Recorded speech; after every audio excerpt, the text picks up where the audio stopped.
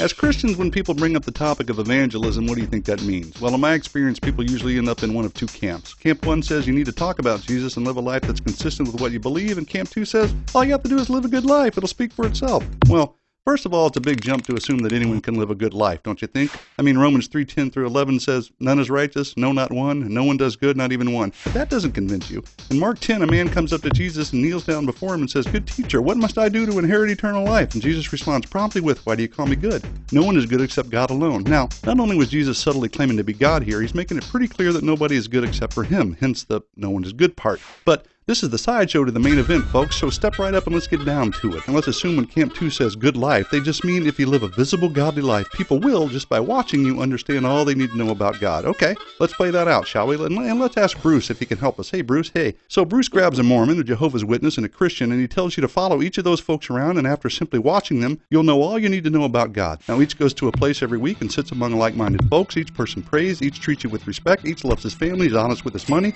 and is basically a nice person. So, which God do you pick based on just watching? Who's right? How do you know? What do you compare unless they tell you why they do what they do? Talking, it seems, becomes critical. No doubt nature reveals much about the invisible attributes of God, but how do you know exactly what he requires of you? I mean, who he really is and what his ultimate plan is without some kind of specific revelation from him? I mean, how would you know if your mother wanted you to paint the left wall of the garage red if it wasn't specifically communicated to you in some way, usually by writing a note or speaking to you? So, what did God deem the best way to communicate the specifics of his will? Did he summon porpoises to do a modern dance? Did he draw word pictures in the clouds? No. To communicate precisely the things he wanted you to know, he intervened throughout history and spoke through men, ultimately moving some of them to write the Bible. That is, he spoke and he wrote a note. How would we know if God created the heavens and the earth in 6 days, that Adam and Eve were created in a perfect world, but their rebellion brought sin and death into the world, that it's the grace of God through faith in Jesus alone that saves us? How would you know that Jesus died on the cross and resurrected from the grave? How would you know any detail about God and his word and his plan if nobody told us? Well, we wouldn't. We couldn't. And that's why you got to tell people things. You just can't hope people will catch on by watching you live a so-called good life. It's just not enough. Ultimately, you got to tell them why you live that way. But don't just take my word for it, my inquiring Berean band of misfits. Read along in Romans 10. And how can they know who to trust if they haven't heard of the one who can be trusted? And how can they hear if nobody tells them? Jesus himself definitively declares in Matthew 28, go therefore and make disciples of all nations, baptizing them in the name of the Father and teaching them to observe all that I commanded you.